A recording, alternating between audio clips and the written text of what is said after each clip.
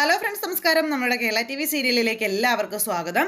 അങ്ങനെ എല്ലാം നഷ്ടപ്പെട്ട് ഒന്നുമില്ലാതെ അനന്തപുരിയുടെ പടിയിറങ്ങി വന്ന നമ്മുടെ നയന വീട്ടിൽ വന്ന അച്ഛനോടും അമ്മയോടും കുഞ്ഞനുജത്തിയോടും തൻ്റെ സങ്കടങ്ങളെല്ലാം തുറന്നു പറയുന്നു. ആ താലി അഴിച്ചു കൊടുത്തിട്ട് വന്നുകൂടായിരുന്നോ എന്ന് ചോദിച്ച അമ്മയോട് ഇനി മറ്റൊരാളുടെ മുന്നിൽ തല കുനിക്കാൻ കഴിയില്ലാത്തത് കൊണ്ട് ആ താലി കഴുത്തിൽ കിടക്കട്ടെ എന്ന് തന്നെ കരുതി എന്നുള്ള കാര്യം നയന ഇങ്ങനെ പറയാം. അപ്പം നയന ഈ സങ്കടങ്ങളെല്ലാം പറയുന്നത് കേട്ട് കഴിഞ്ഞപ്പോഴേക്കും നമ്മുടെ ഗോവിന്ദേട്ടൻ്റെ നെഞ്ചിന് വേദന തുടങ്ങി. അദ്ദേഹത്തിന് ഇത് താങ്ങാൻ പറ്റിയില്ല. കാരണം 3 അറ്റാക്ക് മറ്റോ കഴിഞ്ഞിരുന്ന വ്യക്തിയാണ്. ആ വ്യക്തിയുടെ മുന്നിലാണ് മകൾ വന്ന് ഈ കാര്യങ്ങളൊക്കെ പറയുന്നത്.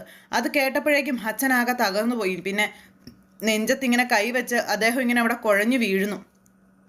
അച്ഛൻ കുഴഞ്ഞു വീണപ്പോഴേക്കും മക്കൾ രണ്ടുപേരും ഭാര്യയും വന്ന് താങ്ങി പിടിക്കുക. ഭയങ്കര കരച്ചിൽ. അപ്പോഴേക്കും അദ്ദേഹത്തിന് മിണ്ടാൻ പോലും പറ്റുന്നില്ല, വേദന സഹിക്കാൻ പോലും പറ്റുന്നില്ല. അങ്ങനെ അദ്ദേഹം ഇങ്ങനെ പൊത്തി പിടിച്ചുകൊണ്ട് ഭയങ്കരമായിട്ട് ഇങ്ങനെ ആ നെഞ്ചുവേദനയുടെ ആ ഒരു ഇതൊക്കെ കാണിക്കുന്നു. ഈ സമയത്ത് അച്ഛ എന്നും പറഞ്ഞുകൊണ്ട് ഇവരിന്ന് കരഞ്ഞു വിളിക്കുന്നുണ്ട്. കുറച്ച് കഴിഞ്ഞപ്പോഴത്തേക്കും അദ്ദേഹത്തിൻ്റെ ആ കൈയുടെ ചലനം പോലും പോയി.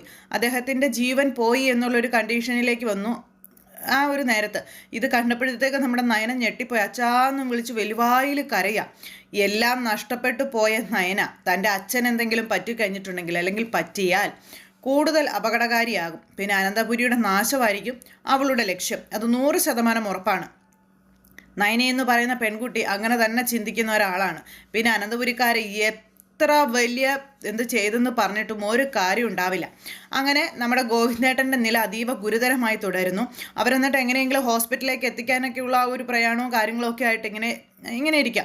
ഈ സമയത്ത് നയനമോൾ ഇറങ്ങിപ്പോയതിൻ്റെ വിഷമത്തിൽ മുത്തശ്ശൻ ഇങ്ങനെ മുറിയിൽ തന്നെ ഇങ്ങനെ കിടക്കുക കേട്ടോ. അപ്പോൾ മുത്തശ്ശന് വയ്യാത്ത കാര്യം അറിഞ്ഞിരുന്നിട്ട് പോലും ആദർശ് ഇതുപോലൊരു പ്രവൃത്തി ചെയ്തതിൻ്റെ നിരാശയും വിഷമവുമാണ് ആ മനുഷ്യന്. അദ്ദേഹം ഇങ്ങനെ മുറിയിൽ തന്നെ അടച്ചു പൂട്ടി ഇങ്ങനെ ഇരിക്കുന്നു. അദ്ദേഹത്തിനാണ് ഇതൊന്നും താങ്ങാൻ പറ്റുന്നില്ല. അങ്ങനെ എന്താ പറയുന്നത്, ശാരീരികമായിട്ട് വയ്യാത്തത് കൊണ്ട് ഒന്നും പ്രതികരിക്കാനുള്ള ഒരു അവസ്ഥയും അദ്ദേഹത്തിനില്ല. കാരണം അദ്ദേഹം എന്ത് ചെയ്തിട്ട് കാര്യമില്ലെന്നുള്ളൊരു ബോധ്യം അദ്ദേഹത്തിന് വന്നിട്ടുണ്ട്.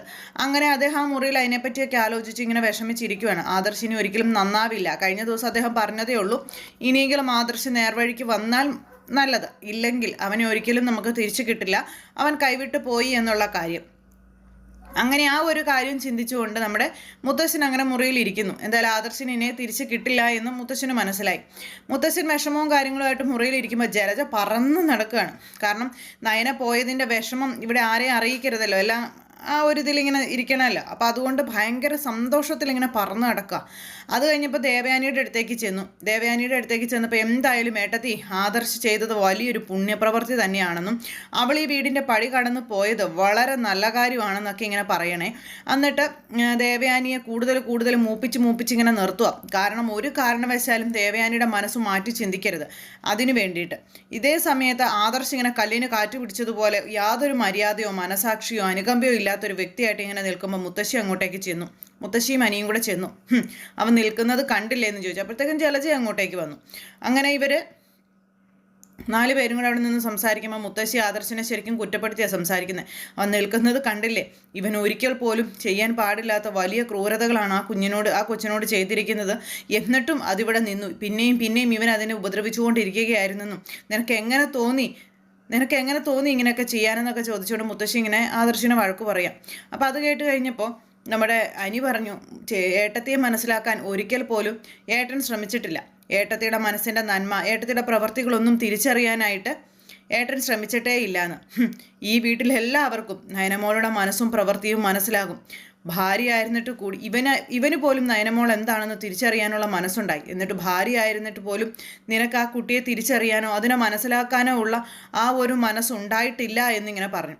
നീ എന്തിനാ അതിനെ ഇറക്കി വിട്ടതെന്ന് ചോദിച്ചപ്പം ഞാൻ ആരെ ഇറക്കി വിട്ടിട്ടില്ലെന്ന് പറഞ്ഞില്ലേന്ന്, മുഖത്ത് നോക്കാൻ കഴിയുന്നില്ല കേട്ടോ, ഞാൻ ആരെ ഇറക്കി വിട്ടിട്ടില്ലെന്ന് പറഞ്ഞില്ലേന്ന് ആദർശ് ചോദിച്ചപ്പോൾ നീ ഇറക്കി വിട്ടിട്ടില്ലായിരിക്കാം, പക്ഷേ നീ ചെയ്ത പ്രവർത്തികളാണ് ആ കുട്ടിയെ വേദനിപ്പിച്ചത്, അവളുടെ മനസ്സ് തകർത്തത്. ഇതൊക്കെ കേട്ടപ്പോൾ ജലജ പറഞ്ഞു, എൻ്റെ അമ്മ എന്തറിഞ്ഞിട്ടാ ഈ പറയുന്നത്? അമ്മ എന്തിനാ ഇങ്ങനെ നിന്ന് ഇവിടെ സംസാരിക്കുന്നത്?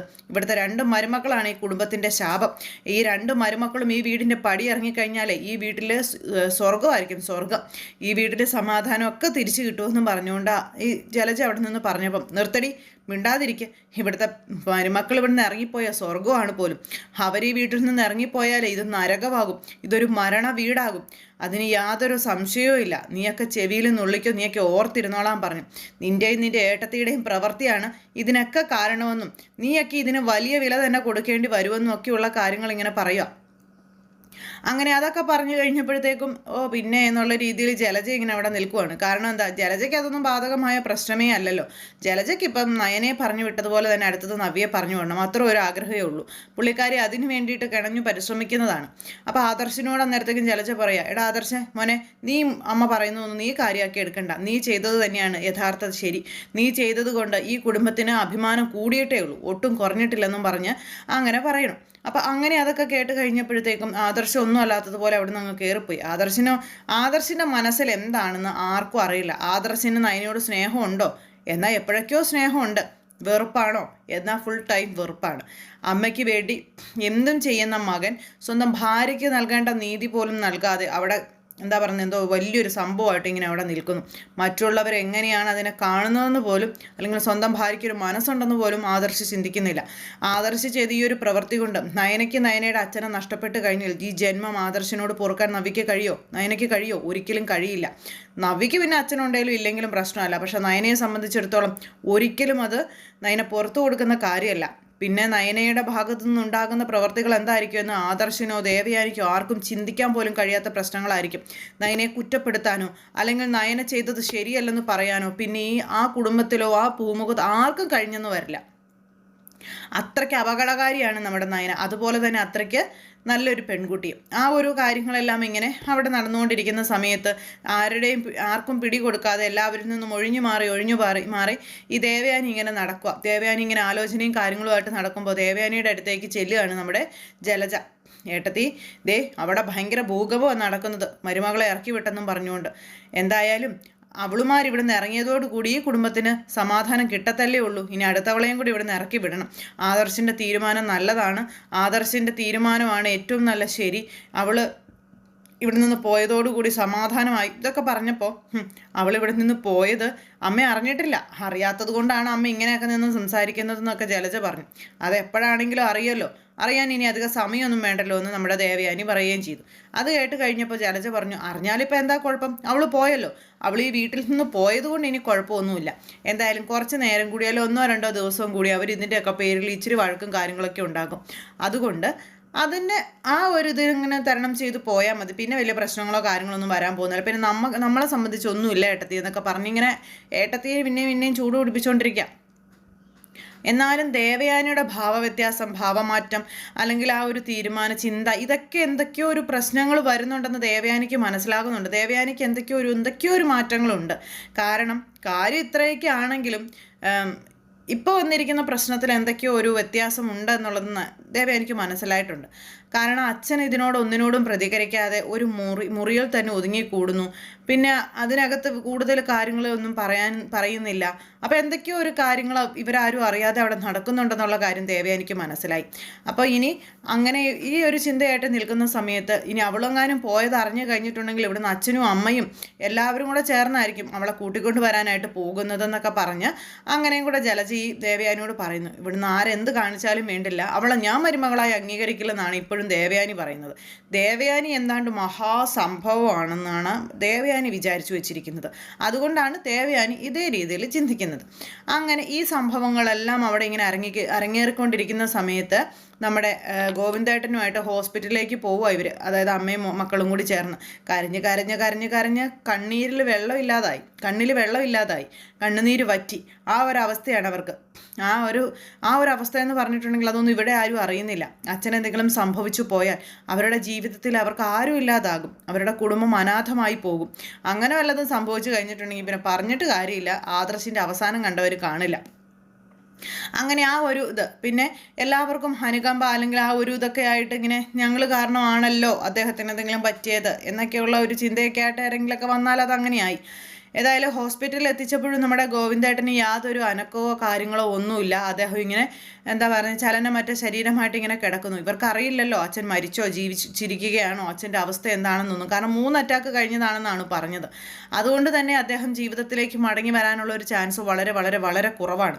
എല്ലാവരും നെഞ്ചത്തടിയും നിലവിളിയുമായിട്ട് ഹോസ്പിറ്റലിലേക്ക് കൊണ്ടുപോകുന്നു. ഇതൊന്നും അറിയാതെ നയനയെയും നവ്യയെയും അതുപോലെ അവളുടെ കുടുംബക്കാരെയും കുറ്റം പറഞ്ഞുകൊണ്ട് ജലജയും അതുപോലെ തന്നെ ദേവയാനിയും ഒക്കെ ഇങ്ങനെ അതിലിങ്ങനെ കറങ്ങി നടക്കുന്നു. അതേ സമയത്ത് മനസ്സിൽ എന്താണെന്ന് പോലും ആരോടും പറയാതെ ഏതാണ്ട് ഒരു വക എന്താ പറയുന്നത് വിഗ്രഹം ഇരിക്കുന്നത് പോലെ, പ്രതിമ ഇരിക്കുന്നത് പോലെ തന്നെ ആദർശ് ഒരു മൂലയ്ക്ക് പോയി അങ്ങോട്ട് ഇരിക്കുന്നു. ഇതിലാകെ ഇച്ചിരിയെങ്കിലും ആദർശിൻ്റെ മുന്നിൽ ചെന്ന് മര്യാദയോടെ മനസാക്ഷിയോടെ സംസാരിച്ചത് മുത്തശ്ശിയും അതുപോലെ തന്നെ അനിയേ ഉള്ളൂ. അവർ രണ്ടുപേരും സംസാരിച്ചു കഴിഞ്ഞപ്പം അതിന് പുല്ല് വില പോലും ആദർശ് കൊടുത്തതുമില്ല. അപ്പം ഇവർക്കിടയിലുള്ള ഈ പ്രശ്നങ്ങളെല്ലാം ഇങ്ങനെ നിലനിൽക്കുന്നു. പാവം നമ്മുടെ നയനയുടെയും അതുപോലെ തന്നെ അവരുടെയൊക്കെ അവസ്ഥ എന്തായി എന്നുള്ളതും അറിയില്ല. അപ്പോൾ തുടർന്നുള്ള വിശേഷങ്ങളിലാണ് ആ കഥയൊക്കെ വരുന്നത്.